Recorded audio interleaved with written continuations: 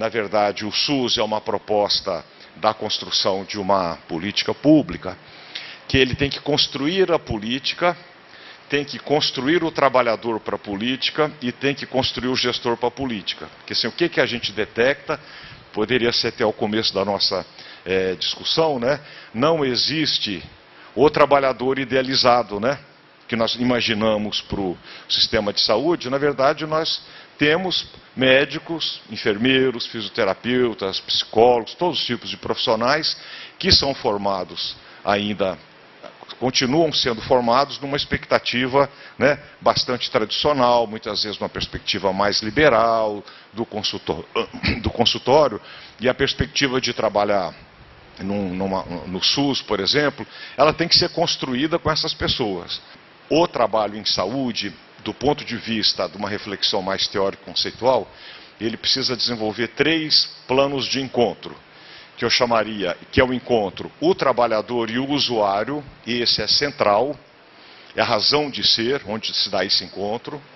Ele tem um segundo plano de análise, que é o encontro do trabalhador com os outros trabalhadores, formações diferentes, sentidos diferentes, produzindo equipe, né, e produzindo o cuidado a partir dessa coordenação.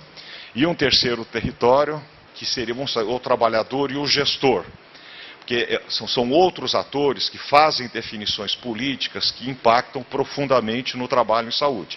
O que eu queria discutir com vocês, então, primeiro, assim, o que são as necessidades de saúde, né?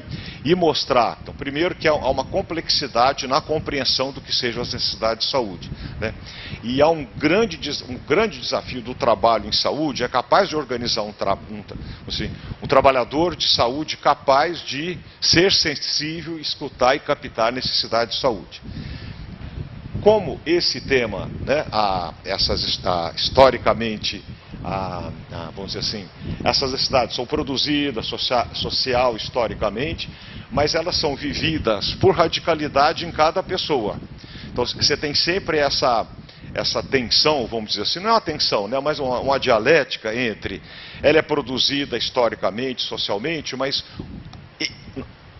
nós captamos ela na radicalidade sempre, né, ao nível de cada pessoa. Então, assim, como é que você produz um trabalhador que ele é treinado, ele é capacitado, ele é sensibilizado para ter esse conceito, né, na cabeça dele e poder organizar o trabalho?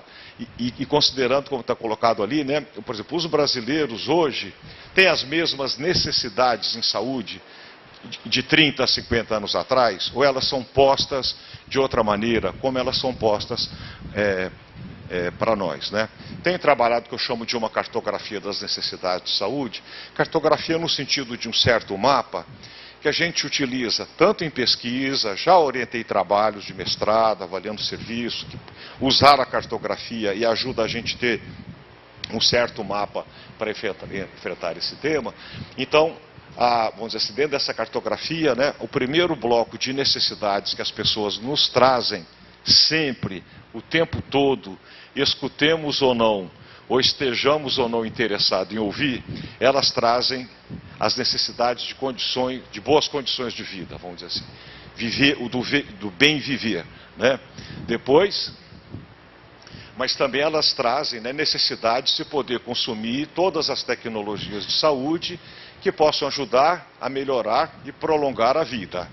A gente tem trabalhado, então, considerado como uma necessidade de saúde, o vínculo com alguém ou com alguma equipe. Isso vai ficando cada vez mais claro. Sem vínculo, sem responsabilização, né, o trabalho de saúde esvazia pelo bueiro e, vamos dizer assim, uma necessidade de saúde central é a capacidade das pessoas produzirem a sua autonomia no modo de andar a vida. Seria quase que uma macro necessidade, né, essa capacidade das pessoas darem um sentido para a sua própria vida e, de certa maneira, fazer a gestão do cuidado. Porque, assim, a saúde coletiva, de um lado, ela é herdeira desse passado que pensa das condições de vida, da determinação social, né, e ela tem essa angústia e ela retoma, e isso é outra discussão que nós podemos fazer, como isso é trabalhado hoje, né? Mas ao mesmo tempo nós somos herdeiro dessa mudança de paradigma. Foi no século XIX o relatório Flexner, que agora há quem... ele é muito questionado, tem gente que coloca que o Flex não era tão cientificista como a gente diz, mas ele tinha preocupações mais amplas, mas o Flexner, vamos dizer assim, ele dá o carimbo, né, a chancela do modelo que se esperava da escola média, que agora tem 100 anos, né? O ano passado foi 100 anos do relatório Flexner. Então, esse paradigma, ele se fixa e, vamos dizer assim, ele é quase que o arroz com feijão, o substrato básico do trabalho em saúde. E não adianta a sanitarista espernear, falar que os determinantes sociais são mais importantes, porque a medicina, quer dizer, eles têm um grande peso, mas a medicina tecnológica tem um peso incrível, né? E se legitima permanentemente, porque ela vai encontrando soluções para problemas, né? Por exemplo, a determinação é o modo de organização capitalista da nossa sociedade, o predomínio do transporte individual, a competitividade, a agressividade no trânsito, são as explicações para jogar um motoqueiro em São Paulo a cada 3 horas morto no chão, ou com a ruptura de medula, né?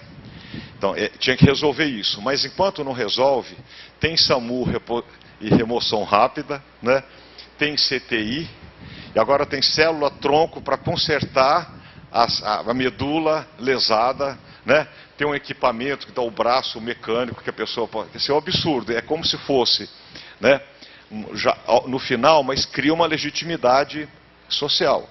Essa medicina tecnológica está presente no imaginário dos trabalhadores, ela preside muito dos nossos atos. O trabalho de saúde só pode ser entendido hoje nessa dimensão que ele é voltado por esse tipo de conhecimento, e vamos dizer assim, ele é um imaginário que se reproduz com muita força. O que são essas tecnologias para prolongar a vida, né? Considerando esse referencial que nós temos? Pode passar, né? Então, aí eu estou usando também o trabalho que é bem conhecido do Emerson Elias Berry, que faz uma certa divisão, que hoje até já tem meus questionamentos, tem uma reflexão mais contemporânea que começa a relativizar, mas ela nos ajudou, essa é uma produção do Emerson que nos ajudou muito a fazer essa reflexão, que falou, olha, vamos separar as coisas, né? Tem tecnologia dura, que ele chama, né? Que no nosso imaginário, em geral, quando você fala tecnologia, você pensa em hospital e você pensa em altos equipamentos, né? E aí tem coisas pesadas mesmo, tanto de diagnóstico como de intervenção, que eu falei que vai produzindo, né, esse paradigma flexneriano, mas principalmente produzindo legitimidade. As tecnologias leve-duras, vamos dizer assim, são os saberes, é o que dá a nossa marca. Eu ousaria dizer assim que é o modo, é a tecnologia que nós mais operamos no nosso cotidiano, são as tecnologias leve-dura. É o que vem do treinamento, é o tirar a história, esse jeito binário que a gente tem. Tem febre, não tem? A febre tem uma semana, menos de uma semana, né? Sinto falta de ar, quando deita, quando levanta, enche o pé de manhã ou de noite, e todos os modos de operar, né? Você pegar um obstetra fazendo uma cesárea, que ele faz a cesárea fofocando, comentando o último jogo de futebol ou falando da namorada, ele está operando pura tecnologia, os cortes dos planos, a sequência do que ele faz, a sutura, as manobras, né? A moça da sala de vacina, que cotidianamente ela tem a técnica, faz a pergunta para a mãe que chega, se a criança está com febre, tem isso, tem aquilo, o jeito que armazena a vacina, a periodicidade que dá a vacina, marcar todo esse universo que nós operamos, que dá o que são os profissionais de saúde? Nós somos esses profissionais que operamos esse tipo de saber, são esses saberes, né, que dão essa característica. E as tais tecnologias leves, né, relacionais, desse encontro entre o trabalhador e o usuário, né? O vínculo, né, como uma relação interpessoal única, né, de confiança, afeto e escuta, mas isso que eu falo, isso aí não é no campo, primeiro não é da autoajuda, não é do convencimento, nem do treinamento, né? Enche os trabalhadores numa sala, assim, hoje eu vou ensinar para vocês o vínculo. Ensinar para vocês a importância de ter vínculo. Não é assim. Alguém dizia, né? O SUS é um permanente processo de aprendizado, né? De descoberta, né? Mas assim, como trazer esse debate para os trabalhadores, né? Ou, quem sabe, começar a pensar o problema de outra maneira. Quem sabe nós sanitaristas somos muito autoritários, estamos esperando que os trabalhadores estão esperando, achamos que os trabalhadores estão esperando que nós vamos lá ensinar o que é ter vínculo. Ou, será que já não há vínculo nos serviços? Será que já não há vínculos cotidianos, né? Seria possível os serviços funcionarem sem nenhum vínculo? Ou, há serviços que ficam tão sem vínculos, tão degradados, que a população odeia certos serviços. A gente tem aprendido nessa pesquisa, assim, a população também, os usuários, muitas vezes eles têm uma visão instrumental em relação a nós.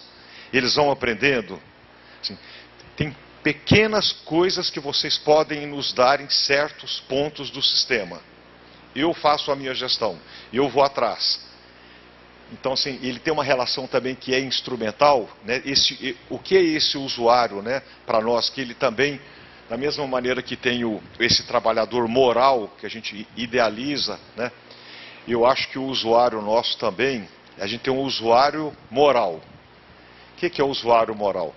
O nosso ideal de usuário ele é calmo, ele é obediente, ele é higienizado, ele se alimenta bem, ele comparece nas consultas nos dias marcados, ele segue nossas prescrições sem reclamar, ele obedece todos os fluxos, as datas de agendamento e de preferência comparece de banho tomado, com uma bolsinha onde traga todas as receitas que ele está usando. Ele é um disciplinado mesmo. Esse usuário real que se nos apresenta, a gente mal suporta ele. Ele é briguento, ele é posicionado.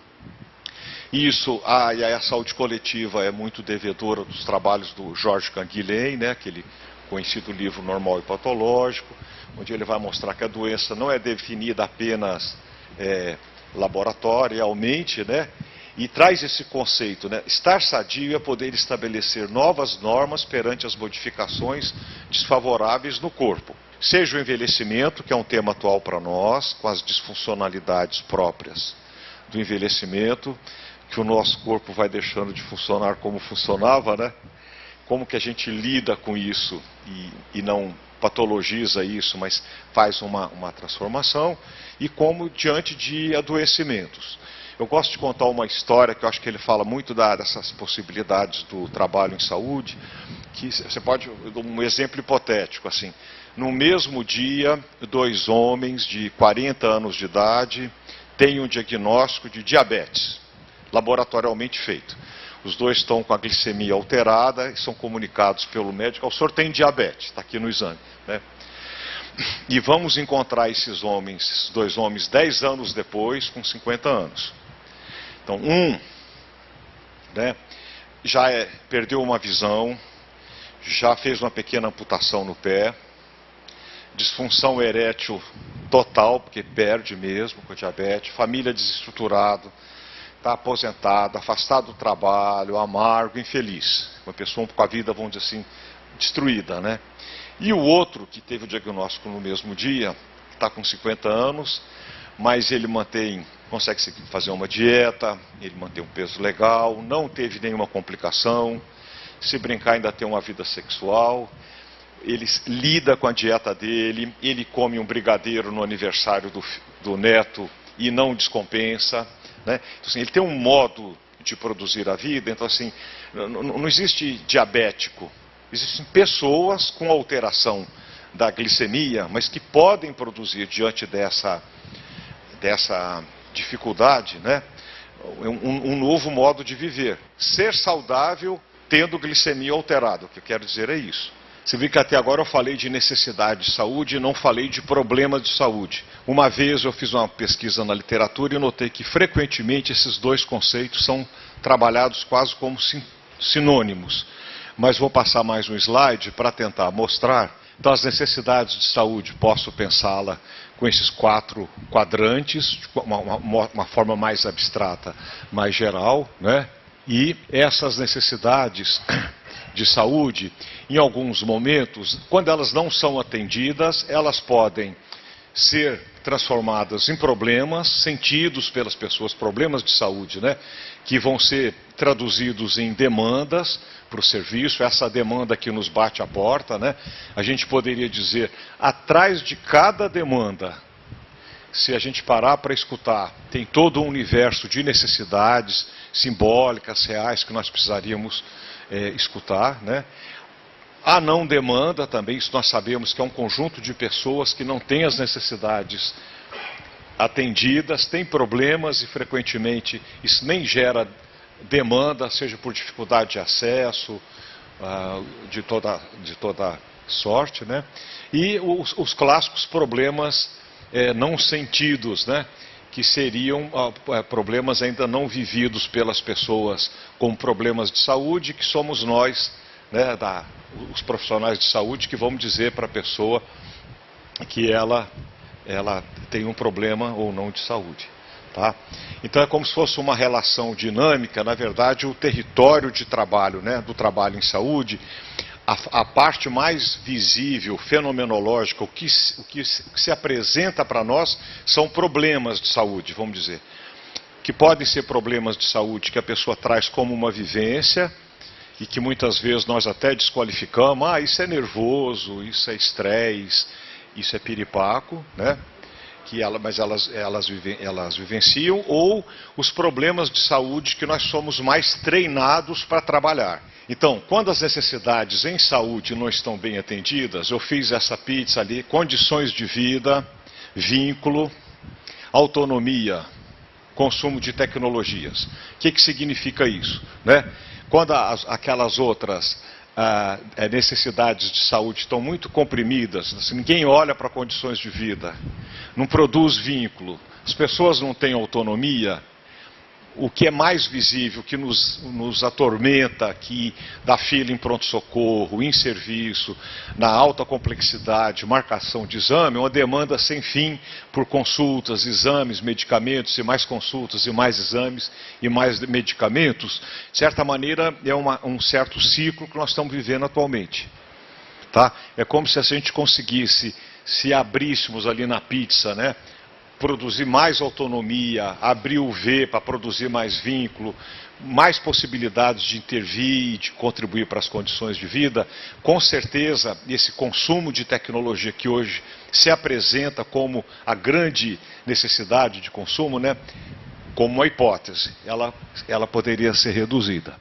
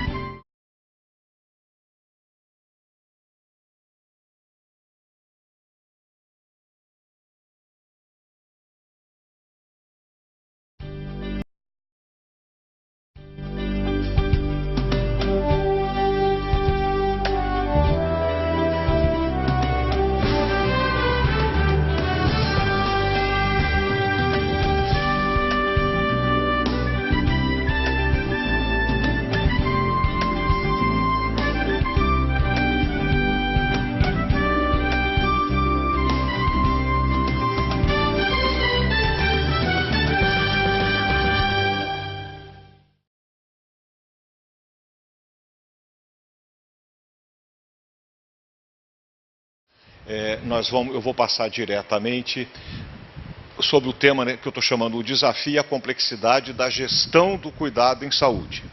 Que pode passar. A gestão do cuidado em saúde é a articulação de saberes, práticas, equipamentos, com diferentes graus de institucionalização, buscando o provimento ou a disponibilização das tecnologias de saúde de acordo com as necessidades singulares de cada pessoa, em diferentes momentos da vida, visando o seu bem-estar, segurança e autonomia para seguir com uma vida produtiva e feliz.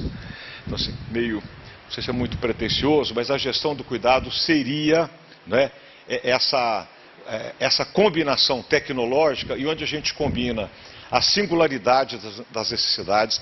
As necessidades das pessoas mudam no correr da vida. Né? Não é o tempo todo. Então, como captar isso e nesses momentos de maior fragilidade e com necessidades diferentes. Né? A primeira é pessoal, a segunda é familiar, a vermelhinha é profissional, organizacional, sistêmica, societária. Vou mostrar no quadro seguinte como essas são todas dimensões que estão em vários planos e que têm a ver com a gestão do cuidado. Assim, é como se ninguém pudesse cuidar sozinho, né? Muito bem, pode passar o próximo. Essas múltiplas dimensões da gestão do cuidado são atravessadas pelas necessidades de saúde e se dão em ambiente, né, onde ocorre a institucionalização das práticas de saúde. Ou seja, a gestão do cuidado não se dá no espaço, ela dá nas instituições humanas, com todas as características, com todas as dificuldades e toda a sua dinâmica. Tá? Então, isso aqui eu tenho usado um pouco como uma cartografia, um mapa, para trabalhar também com equipes. Assim, para mim, esse é quase que um mapa básico para trabalhar, tomar a questão do trabalho em saúde. Então, ele parte das necessidades, das múltiplas dimensões da gestão do cuidado, para a gente ter a compreensão que o trabalho em saúde é necessariamente conectado em rede com vários outros atores, e ele é um trabalho hoje institucionalizado. Não é mais o trabalho, né, informal, popular, que se dava em outro momento, pré uma medicina institucionalizada. E é uma institucionalização cada vez mais complexa, né, mais racionalizada, racionalizadora, com profundos impactos na maneira como o trabalhador atua. Vamos para o próximo. Então, eu coloquei na primeira coluna as várias dimensões que nós vimos. Na coluna do meio, quais são os atores ou os protagonistas principais dessa dimensão. E na terceira coluna seriam os princípios, né, ou os elementos, ou a lógica da dimensão. Como é que essa dimensão funciona? Então vamos, a primeira dimensão é pessoal. Os atores, cada um de nós, né, somos protagonistas e estou convencido cada vez mais da importância disso. É o cuidar de si, a autonomia e a escolha. Essa é a lógica própria dessa dimensão. Já na dimensão familiar, é a família, ciclo de amigos e vizinhos, né?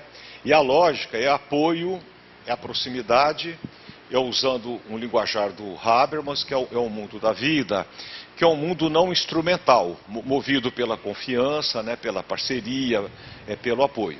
Essa dimensão familiar, ela fica quase que virtual em várias fases da nossa vida. Quando a gente é moço, autônomo, ela fica lá latente, mas nós não a utilizamos.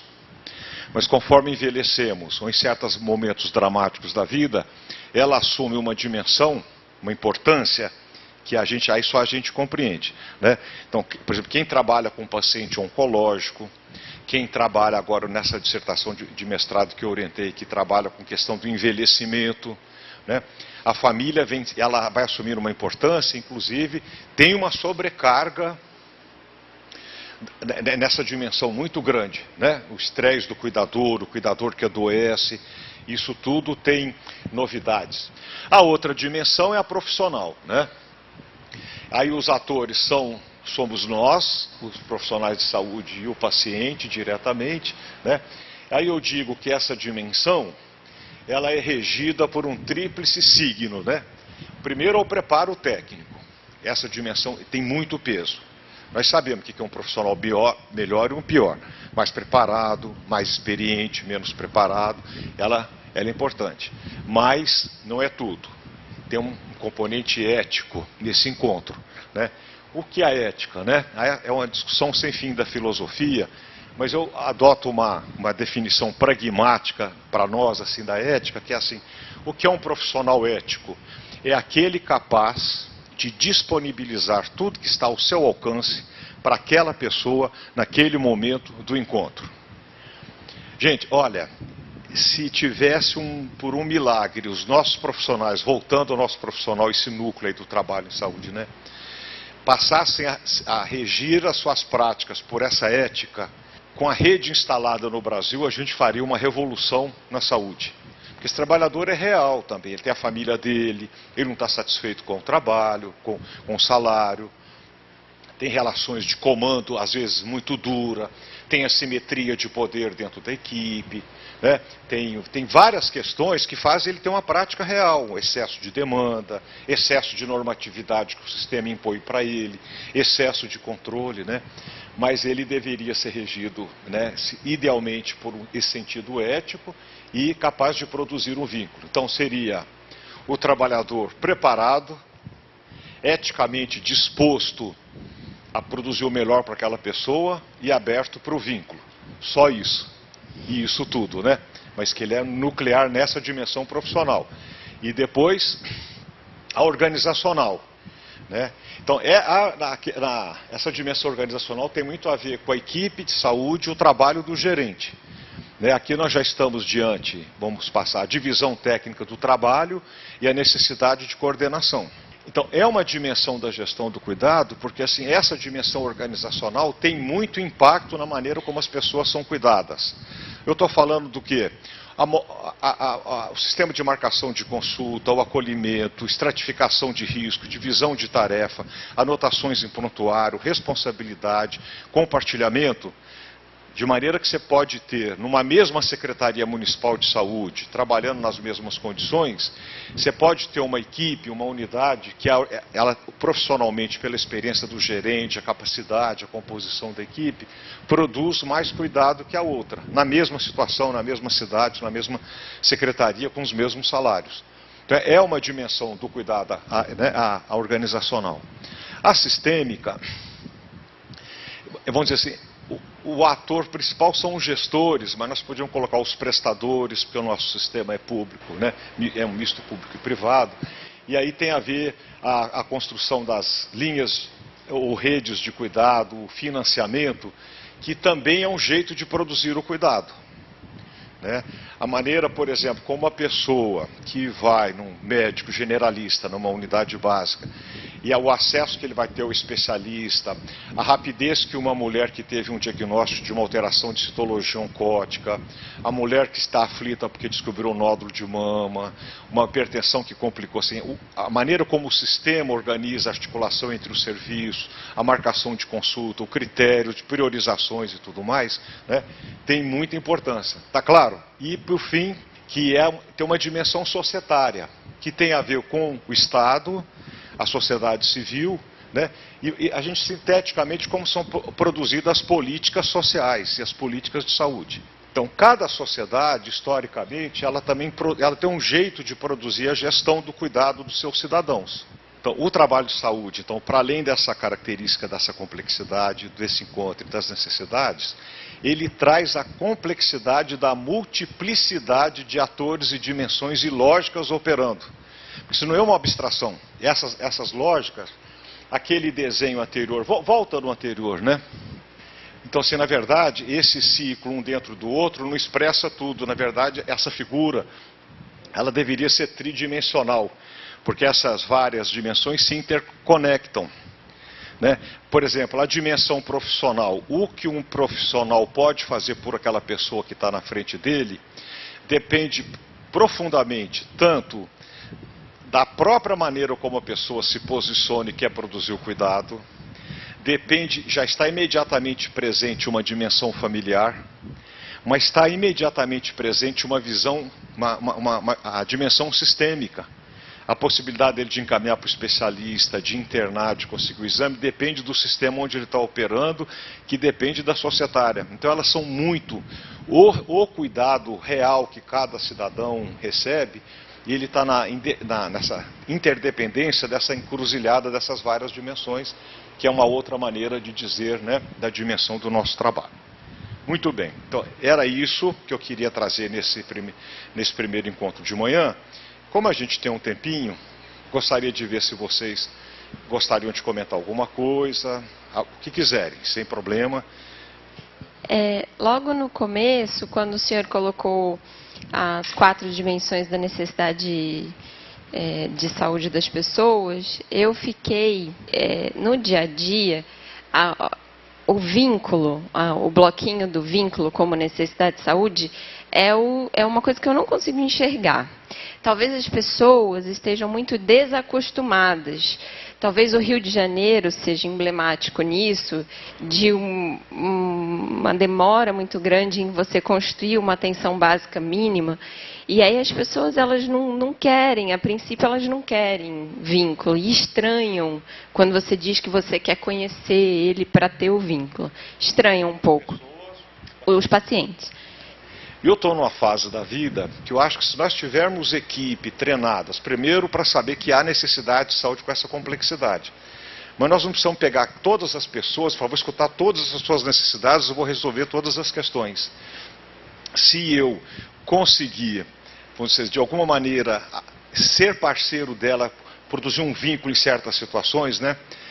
Vou contar uma história particular, mas eu dei risada.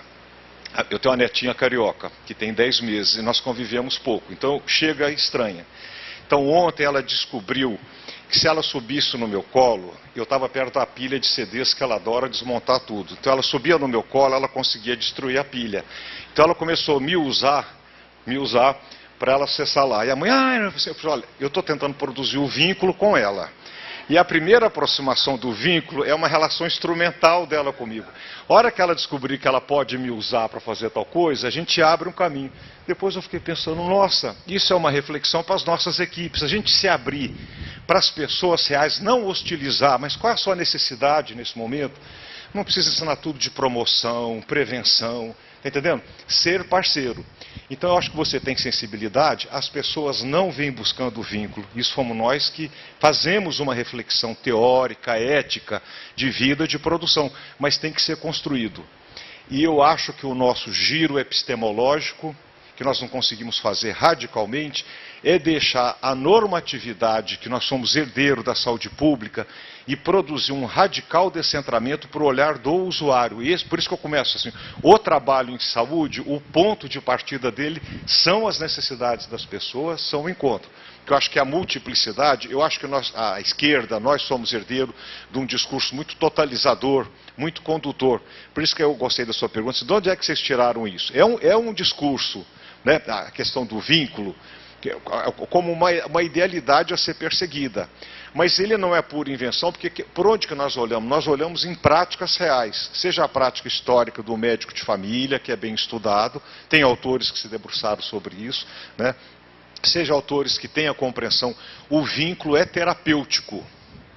Talvez seja o elemento mais fundamental da terapêutica, o primeiro elemento para qualquer um de nós é o vínculo com o profissional. Gente, sem vínculo a gente não sara.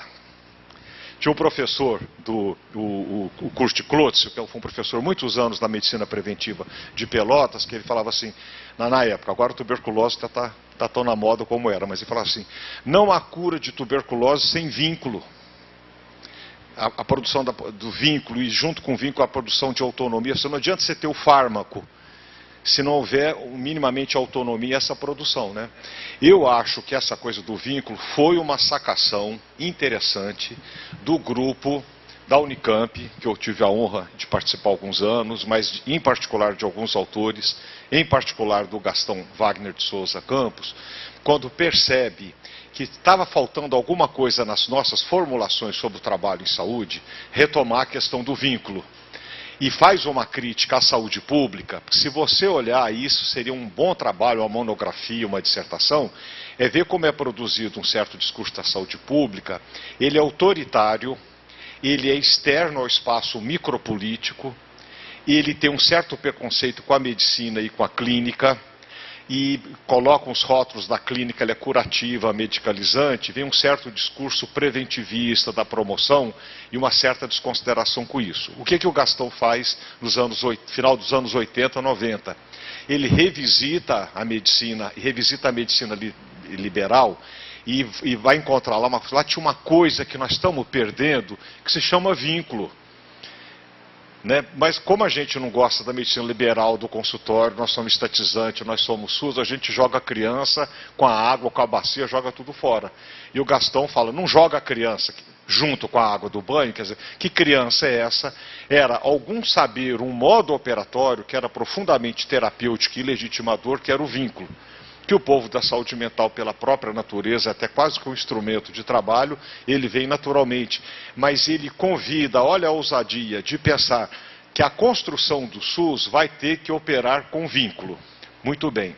Ao fazer isso, ele está introduzindo uma discussão, mas isso é o grupo da Unicamp que coloca, que é um debate dos modelos assistenciais.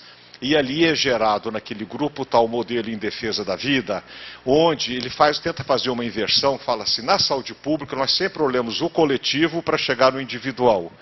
Que tal a gente entrar na clínica e questionar a clínica como o espaço terapêutico mais nobre, que é de uma tradição privada, mas se você olhar os médicos operando realmente no sistema, eles são herdeiros disso. O imaginário do médico, o encontro, o consultório, a relação médico-paciente, ela é permeada disso, né?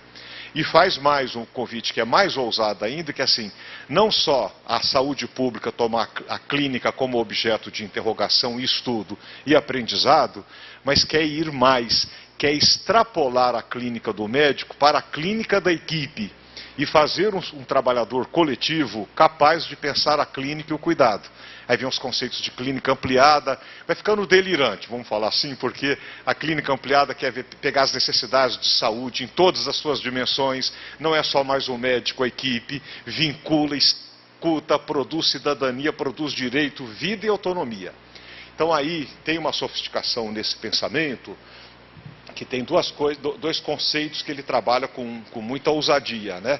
Então, é o conceito de sujeito, que vai surgindo, é um sujeito desejante, tanto o trabalhador como o usuário, ele tem que dar conta da questão do sujeito, e trabalha simultaneamente o conceito de saúde e doença, que ele vai tentar romper, né, o conceito científico, a própria epidemiologia, o conceito, isso tem um texto muito bonito do Ricardo Bruno Gonçalves, onde vai falar assim, o grande impasse da epidemiologia é que ela não desprendeu do paradigma da medicina. A epidemiologia não inventou um conceito novo. No fundo, ela trabalha com a tuberculose, a doença, com a lesão, né, nos alvéolos, olhada no coletivo, mas a base de olhar é isso. E esse grupo vai pensar a saúde, a doença, nesse conceito da autonomia. Por isso que na genealogia da necessidade de saúde eu não estou inventando nada, não é uma invenção, mas é uma sistematização, né? Seja de uma tradição de olhar as determinações sociais, mas seja retomar o vínculo numa tradição da clínica, mas um novo conceito de saúde e doença que é baseado na autonomia, né? O trabalho em saúde, para além dessa complexidade do que ele lida, é um trabalho institucionalizado. Por isso que a gente usa nessa cartografia o eixo que atravessa. Então, são práticas históricas e sociais que estão se dando em conjuntos de instituições que estão passando por transformações muito rápidas, que nós não alcançamos tudo que está implícito. Por exemplo, eu e o Lacá somos da geração que a nossa aposta, o SUS, era uma política governamental, política do Estado, produzida por trabalhador público, servidor público, concursado, de carreira, estável, né? E treinado e capacitado para isso. Era estatal a nossa cabeça, a maneira pública, administração pública, direto, tudo. Isso está sendo solapado de todos os lados. Mas não é só os inimigos do setor privado. O debate vem interno a nós.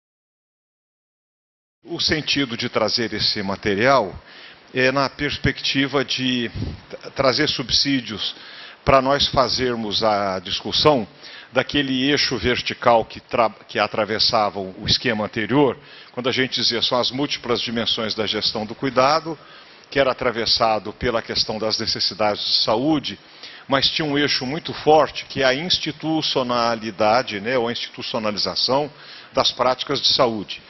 Que quer dizer simplesmente que as práticas de saúde não se dão em espaços abertos, informais, não estão soltas no ar, né? Não estão soltas no ar, mas são práticas que acontecem em ambientes institucionais com um conjunto de características que nós vamos explorar agora.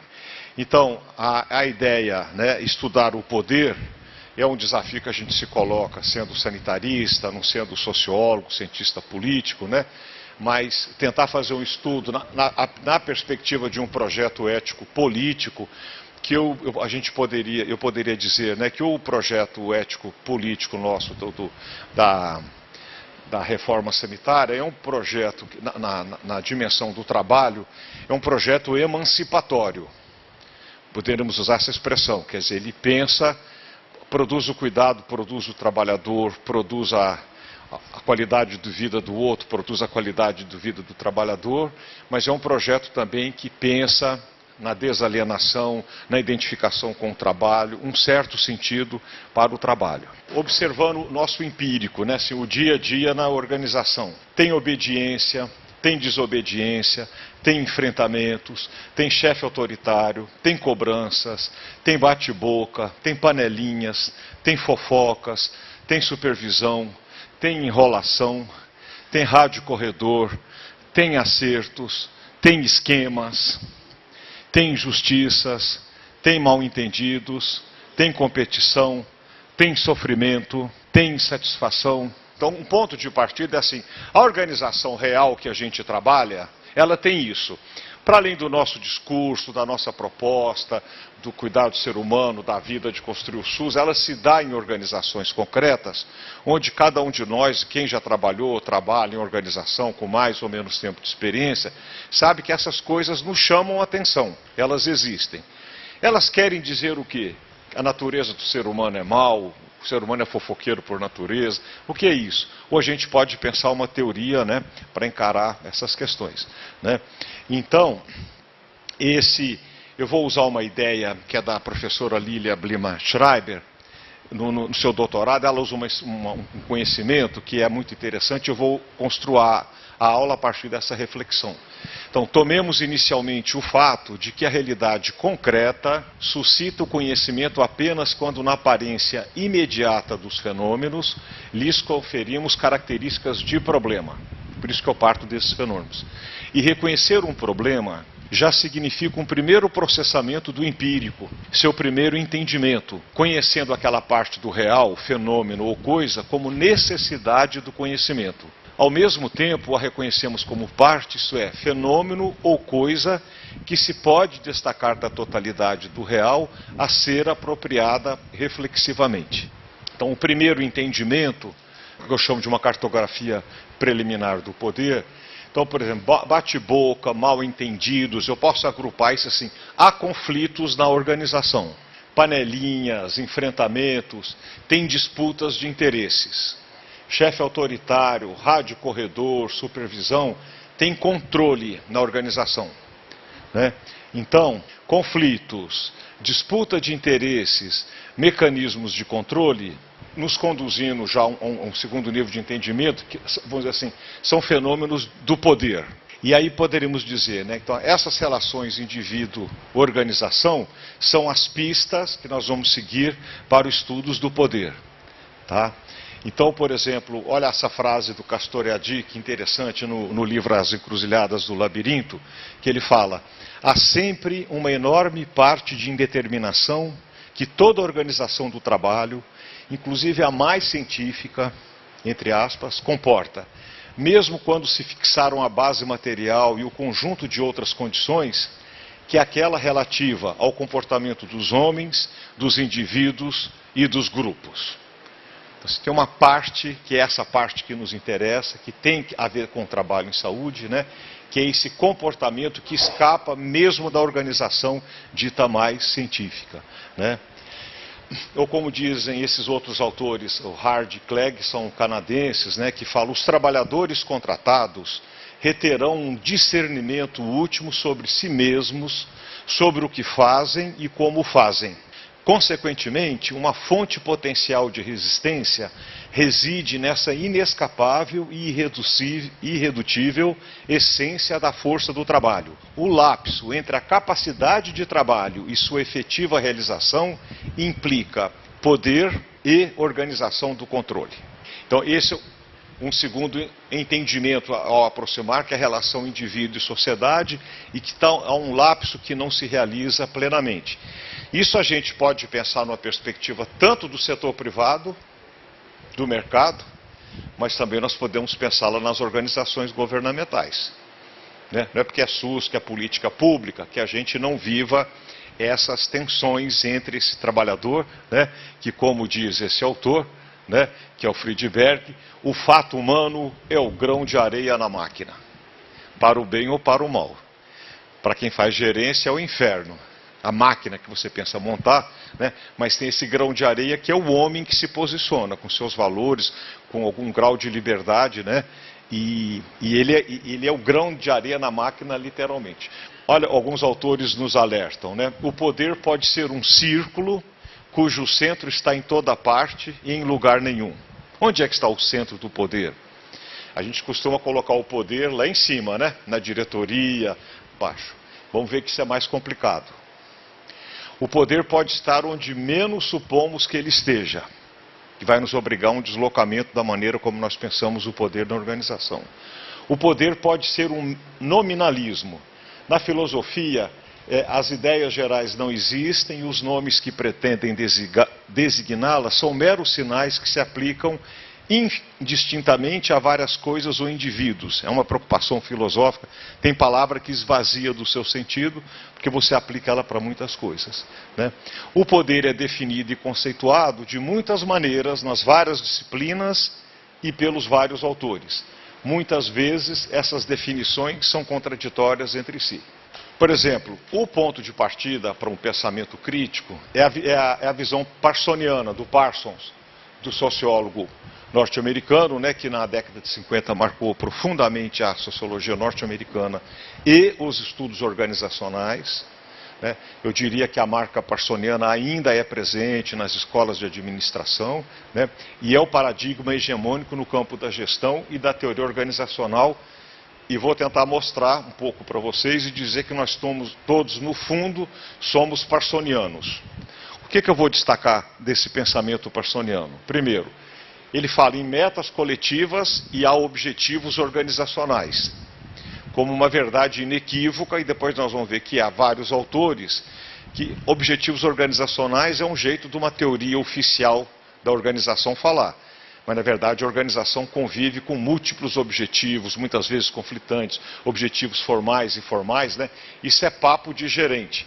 Então, para dizer, o que é a visão parsoniana do poder? O poder é legítimo, as metas coletivas são justas, elas são legitimamente cobradas, as pessoas têm que cumprir, porque as metas, sendo coletivas, elas devem superar qualquer interesse individual e pessoal, e tem mecanismos de cobrança, né, e punição de sanções no caso de resistência, como um grande modelo. Então, esse é o grande esquema, vamos dizer assim, da concepção estrutural funcional. Por que a organização funciona? Porque ela equaciona papel, norma e valor. E nós depois vamos ver na literatura, isso é um pouco uma base para outros estudos, para ver que desde o papel e a função nunca é cumprido plenamente, o papel e a função são reinventados pelos trabalhadores o tempo todo, há sempre uma margem de escape. Por exemplo, os valores da organização, as metas coletivas, não são automaticamente compartilhadas por todos os trabalhadores. A gente tem organização de saúde que chega a ver vetores opostos entre o que a direção deseja, que é construir um SUS bacana, e os principais atores profissionais são os médicos, tem um valor praticamente oposto, de desconfiança com o SUS, de resistência, de recalcitrância. Então, o modelo parciano pensado como uma concepção idealizada da organização, ele encontra muitas dificuldades na realidade concreta da operação do serviço de saúde. E nos convida a pensar em outras coisas. Esse modelo não dá conta de tudo que nós temos que fazer. Em particular, tudo que nós vimos no primeiro momento, a complexidade das necessidades, né, a autonomia do trabalhador e por aí vai. Aí eu já vou chegar num terceiro entendimento. O primeiro entendimento foi pegar os fenômenos e trabalhar, né, conflito de interesse, disputa e tal. Uma segunda aproximação, tentar ver a complexidade do tema do poder. E essa aqui já são 3 dimensões que é uma produção minha e dessa doutoranda no trabalho dela, uma sistematização que nós fizemos, sempre na perspectiva de utilizar esse material com trabalhadores, fazer uma reflexão. O que é o poder dentro dessa organização? Então a gente fala, primeiro, tem uma dimensão de autoridade e ordem. Nós vamos desenvolver o que é. Tem uma dimensão de disciplinamento e controle e uma dimensão de cooperação e consenso. A dimensão autoridade e ordem é essa reconhecida como tal pelos subordinados, é a autoridade legal formal, a burocracia. E ela existe. Quem é o chefe desse hospital? Quem é o chefe do posto de saúde? Onde está a sala do chefe? Quem pode definir um deslocamento de funcionário? Quem define uma contratação? Então, assim, tem um lugar realmente que é de cima para baixo, e que a gente chama, isso é o conceito que o Weber, o Max Weber desenvolve, que ele chama que é autoridade legal formal, estatutária, reconhecida como tal, né? O problema é quando a gente para e acha que ela é tudo, né? Então ela se reflete no organograma, as chefias, os lugares de autoridade, a liturgia, a secretária do chefe, a sala do chefe, marcar audiência, o regulamento, o estatuto, a norma, a lei, né? E o Max Weber faz essa definição clássica, que ele chama, o Weber ele usa pouco o conceito de poder, ele vai usar dominação, é a probabilidade de encontrar obediência a uma ordem de determinado conteúdo entre determinadas pessoas indicáveis. Então, o chefe da manutenção tem determinadas ordens para um grupo de trabalhadores, a probabilidade dele ser obedecido é alta. A mesma ordem, se ele der no bloco cirúrgico, não vai ser, né? Ou a chefe do serviço de nutrição e dietética, ela é capaz de chegar no lugar de processamento de alimento, dar uma ordem, a dieta por dia, aquilo vai ser aceito.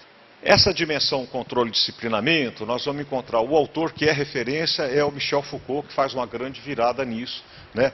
E ele busca uma alternativa ao poder soberano. Ele fala, se os estudos de poder até hoje ficam olhando esse poder, nós acabamos de ver, de cima para baixo e tal. E fala, não, tem alguma coisa, né? E essa é a frase, eu vou citá-la literalmente, que está na microfísica do poder, né? Então ele fala, portanto, não o rei em sua posição central, mas os súditos em suas relações recíprocas. Não a soberania em seu edifício único, mas as múltiplas sugestões que existem e funcionam no interior do corpo social. Logo, não se trata de analisar as formas regulamentares e legítimas do poder em seu centro, como vimos, né? Trata-se de captar o poder em suas extremidades, em suas últimas ramificações, lá onde ele se torna capilar. Captar o poder nas suas formas e instituições mais regionais e locais. Então isso que o Michel Foucault vai nos trazer ajuda muito a gente a pensar a organização de saúde. Não dá, você não consegue compreender o funcionamento olhando só direção, chefia, né? É esse conjunto de relações que hoje há vários autores que vão trazer subsídios falando da multiplicidade, do descentramento, né? O próprio Michel Foucault tem texto muito interessante que ele chama Poder é ação sobre ação, né? Essa modificação, e que não se esgota nessa estrutura, embora formal, do poder soberano, embora conviva com ela, né? Se a gente pensar a organização de saúde, é isso. Não tem inerte, não tem jeito, não tem ninguém sob o controle de chefia. O funcionário mais modesto na escala hierárquica, ele é um centro de poder e de radiação, de resistência e de influência sobre o comportamento dos outros, o que traz novidades para a gente pensar o trabalho em saúde, né? O poder soberano é muito grandioso, é o rei, é o soberano, né? E o Michel Foucault fala, essas relações cotidianas têm mesquinharia, interesses menores, que essa é a organização real que nós trabalhamos e que ela não funciona na idealidade que nós supomos, né? O que é para ele uma disciplina, né? É a organização do espaço, é o controle do tempo, é a vigilância permanente, é o registro e produção do saber. Para ele, isso que é o campo disciplinar. Então, o hospital é um fluxo contínuo de registros, a demarcação do espaço, o controle do tempo, o uso de signos. Por exemplo, a gente não se dá conta do campo de relações de poder, mas se você vê um profissional andando no corredor com estetoscópio no pescoço, é médico. Mesmo que a enfermagem use mais o estetoscópio do que o médico no cotidiano dela, é um signo. O estudante de enfermagem não vai na cantina de estetoscópio no pescoço. Os meninos da medicina, já do segundo, terceiro ano, eles vão. Então, assim, é cheio de signo, a cor dos uniformes, as salas, como elas são utilizadas, né? Então, sim, a disciplinarização produz os sujeitos do hospital. Isso é outro conceito, né, do Michel Foucault. O poder é produtivo. O menino que se forma médico, a menina que se forma médica, ela é produzida nesse conjunto de relações que ela depois vai reproduzir, o enfermeiro e o paciente. Então, o hospital é um fruto, né, dessas estratégias disciplinares. Mas ainda há uma terceira dimensão. A Hannah Arendt também tem uma concepção de poder que ela fala assim, essa coisa, quem tem um revólver e bota na sua cabeça e toma a sua carteira, isso é violência, não é poder. Falo, o verdadeiro poder é fruto do consenso entre os homens voltados para a ação. E se nós olharmos um pensamento do movimento sanitário, a concepção de colegiados, coletivos, nós não destacávamos muito o poder sobre, né, de dominação, mas nós, um pouco um certo ocultamento, vamos dizer assim, uma certa desvalorização, né? Então, só pegando essa frase da Hannah Arendt, que está no livro clássico dela sobre a violência, né, que ela fala que o poder corresponde à habilidade humana não apenas para agir, mas agir em concerto. O poder nunca é propriedade de um indivíduo, pertence a um grupo e permanece em existência apenas na medida em que o grupo conserva-se unido. O poder emerge onde quer que as pessoas se unam e ajam em concerto, mas sua legitimidade deriva mais do estar junto inicial do que qualquer ação que possa seguir-se. Na Arendt está isso. Então eu acho que nós podemos identificar uma concepção arendtiana nessas concepções de colegiado, gestão coletiva, cogestão. Ele quase que deixa assim, um pouco à sombra os mecanismos de dominação que estão presentes, né? Tanto os mecanismos de dominação como o do poder em rede. Então aqui eu vou chamar autoridade e ordem, esse é o nosso esquema operatório, né? É o TACAP. Todo gerente sabe, por mais bonzinho que ele seja, ele tem um TACAP, que a gente fala atrás, que é a cacetada para quem não cumpre. Ele pode vir muito lindo, fazer curso de relações humanas, ler O Monge e o Executivo, ler toda a literatura de aeroporto, né, de enganação, mas assim, o que o funcionário sabe, que chefe é chefe e tem o TACAP. Por mais que ele seja o afagador, ou que ele seja o cuidadoso, o TACAP não deixa de existir, né? E esse olho presente que tudo vê, que nos controla também. Então, como uma hipótese, né, parte do mal-estar da organização pode ser explicado por essa ambiguidade, onde nós pretendemos dar uma visibilidade completa das diretrizes, dos objetivos, mas há um ocultamento, né, de todas essas dimensões, o que coloca, por exemplo, que a função gerencial nem sempre é muito cômoda, porque o gerente ele fica no centro dessas contradições. Que, para mim, um dos problemas da avaliação é a externalidade em relação ao mundo micropolítico, sempre desconfiança. Então, Brasília desconfia que os ministérios, que os hospitais universitários não estão entrando no SUS, que eles são controlados pelos poderes dos professores, dos catedráticos e tudo mais, e montam a planilha com 75 itens, chama o diretor do hospital, fala, assina aqui os 75 itens, vou te dar mais 10 milhões, mas você tem que seguir tudo isso. Aí o diretor pega aquilo e fala, ele está querendo comprar uma briga interna, ele chama os médicos, o Ministério da Saúde está dando 10 milhões, mas tem que seguir isso. E o seguir isso é desde Tem reunião colegiada todo mês? Tem, assim, é completamente absurdo. Esse caminho da contratualização eu acho que não é um bom caminho. Eu finalizo então assim, essa reflexão que eu quero fazer. O sujeito que nós pensamos na parte da manhã, que vincula, que escuta a necessidade de saúde, que eu falei, ele não se desvincula de um certo conceito de sujeito, de trabalhador, que é uma concepção emancipatória. Né? O trabalhador emancipado, desalienado, capaz de compreender o seu lugar no mundo do trabalho, compreender o outro, a política pública, e por sua vontade e eticamente ele se posiciona e vai produzindo essa política pública simultaneamente que ele se produz o usuário e tal. Mas ele pode, a curto prazo, dar resultado. Nós tínhamos muito essa discussão em Campinas, o contrato de meta, porque a gente se impacienta, né, Nayara? 5 anos de educação permanente, 5 anos de diálogo, 5 anos de estratégias emancipadoras, 5 anos de participação, e aparentemente esse trabalhador não vira aquilo que nós queremos. Aí fica aquela coceira, não, mas agora nós vamos botar umas metas. O projeto emancipatório, ele vai ter que lidar com esse real, que é trabalhar com esse trabalhador real, né? Ao mesmo tempo que a gente dá umas bordoadas, passa a mão na cabeça, né? E vai, de certa maneira, a bordoada que eu falo, o bastão, né? Ele é o momento assim, sabe que tem cobrança. Eu acho que o mundo micropolítico, aquele que a gente caracterizou de manhã, ele não entra em controle em espaço público totalmente. O espaço público é para contratar vaga de hospital, abertura de serviços, está entendendo? Pode ser reclamação de usuário contra o maltrato que um profissional está fazendo e tal. Mas a mudança, você não produz vínculo nesses lugares. Na micropolítica desse encontro, ela está no espaço mais micropolítico do cotidiano. Então o desafio para quem faz a gestão é entrar nesse espaço e disputar sentido nele. Então agradecer a atenção de vocês, dizer que para mim, a despeito da sempre a aventura e o risco, que é um curso onde a gente não se conhece, como eu falava de manhã, mas eu acho que mostra a maturidade também que nós temos, a gravidade das questões que nós temos para discutir, que nós acabamos, na minha opinião, produzindo de um bom encontro.